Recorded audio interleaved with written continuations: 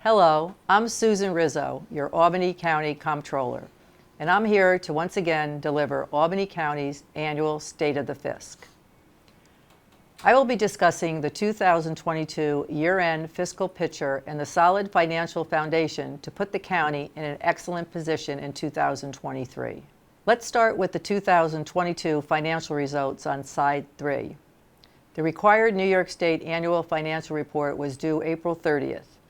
This annual update document, called the AUD, was filed on time again for my 4th consecutive year. This was a great accomplishment by my accounting team. For 2022, the county's adopted budget was $756 million. Since the revenues exceeded the budget by $56 million and expenses were controlled, thus leaving a surplus of $56 million. General fund unassigned fund balance compared year over year. Fund balance is essentially the accumulation of annual surpluses or money the county has built up for future use. These funds are used throughout the year as cash flow fluctuates each month.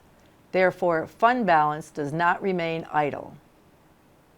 As you can see from this slide, the general fund unassigned fund balance increased to $95 million, a $32.2 million increase, a 51% increase.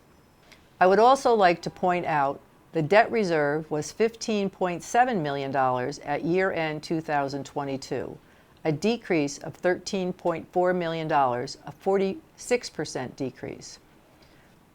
When capital projects are closed, the balance transferred to debt reserve to pay the principal and interest for that bond's debt payment. After an extensive review, we have updated the county's debt reserve and presented a schedule going forward to allocate towards future debt payments. When analyzing the unassigned fund balance, you shouldn't look at one number. You need to analyze multiple factors, one such factor being debt reserve, to help get a more accurate picture. Unassigned fund balance is a point in time, a reflection of that cash flow at that time. Why did the unassigned fund balance increase by $32.2 million, or 51%, at year-end 2022? That's a very good question. I will give you some examples. The increase was primarily due to stellar sales tax results as compared to budget. Net sales tax to the county was increased from last year by $20.7 million, or 11%. In 2021, post-pandemic, our citizens are returning to dining establishments, entertainment venues, and other group events, spurring a surge in sales tax collections. In 2022, inflation is a substantial contributor. These unprecedented increases are projected to not continue at the pace sales tax has increased over the past 2 years. Hotel occupancy tax has also increased by $2.5 million, or 43%, back to pre-COVID levels. It took 3 years for hotels to recuperate. Slide 9 is regarding total interest income pertaining to all funds. The Commissioner of Management and Budget, as the Chief Investing Officer, worked in conjunction with the Comptroller's Office to substantially increase interest income. Interest rates are higher now than in the past 11 years. We are collectively investing every dollar, creating cash flow analysis, and reviewing bank balances to maximize interest income. For the first 5 months of 2023, for all funds, we are at $4.16 million in interest income, whereas last year it was at $3.75 million for the whole year. That is a significant increase, and we have 7 months to go. Slide 10 is regarding debt reserve. I would like to point out that our debt reserve will go down to $8.4 million in 2023 as compared to $15.7 million in 2022 as we use the reserve to pay principal and interest of some of our bonds. But our debt payments continue and our reserves are diminishing. Albany County has a solid financial foundation. In slide number 12, I would like to highlight Albany County's long-term debt. As you can see, the county's total debt has declined since I took office. Again, we work in conjunction with management and budget to only borrow funds needed in the year for the year as interest rates go up. Included in 2022 is $16.2 million for Raise the Age renovations at the County Juvenile Detention Center. This is a coordinated effort with DASNY as a consortium of several municipalities, including Albany County. Slide number 13 is regarding public administration. I would like to elaborate on my duties as the public administrator. The comptroller represents people that die intestate, without a will, or if a descendant has no one to unravel their estate. An emotional job, as relatives sometimes do not get along or houses are left many times in a hoarder situation, which makes it difficult to sell the properties until I have them cleaned out. There are many misnomers regarding this part of my job. The heirs get the proceeds after Medicaid liens and back taxes are paid. If there are no heirs, New York State receives the proceeds. It is one of the hardest yet most rewarding jobs I have ever done.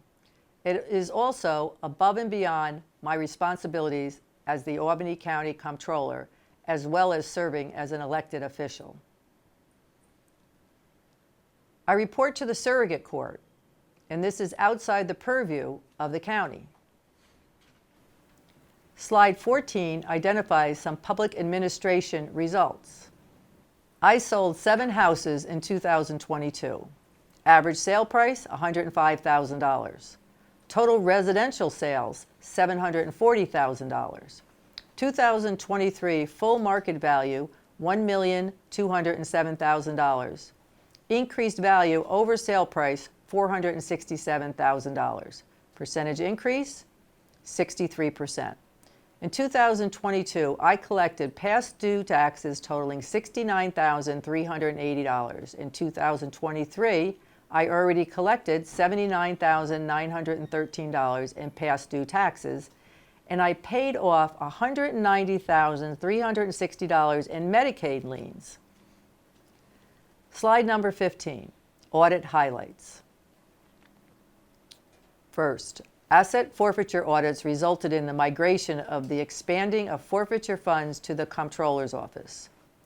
This, along with other steps, helped bring the seized asset programs in the county into compliance with all state and federal requirements. 2, during the forfeiture audit, it was discovered that the CFA, Schedule of Expenditures of Federal Awards, did not include forfeiture funds, which are required to be classified as federal assistance. It was then discovered that some SAM.gov registrations, the vehicle to receive federal funds, were expired and terminated employees were not removed as authorized users when they separated from county service.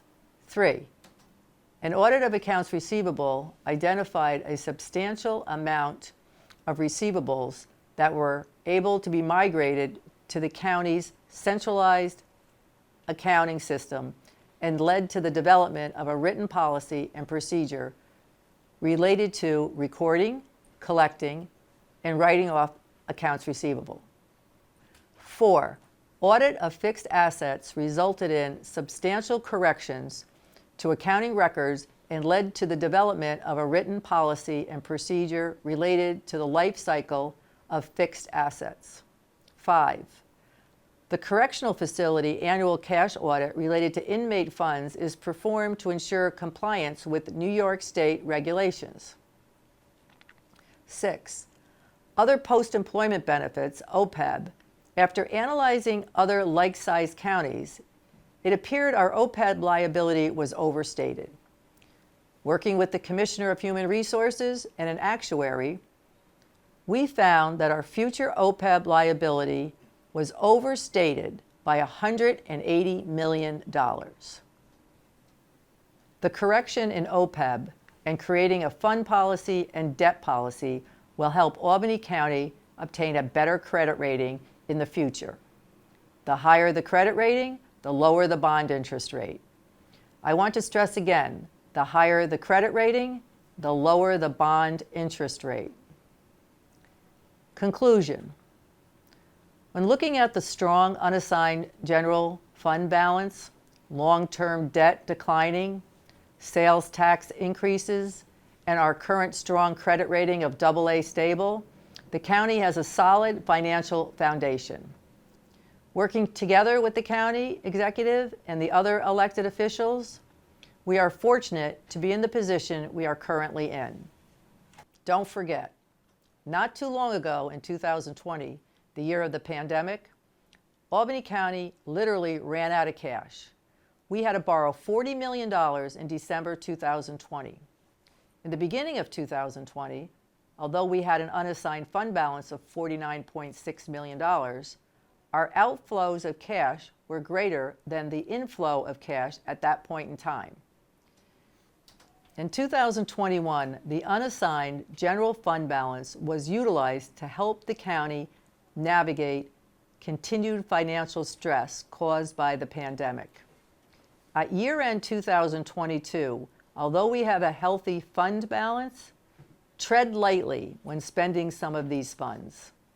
Currently, the county's unassigned general fund balance is 14.8% of its 2022 adopted budget.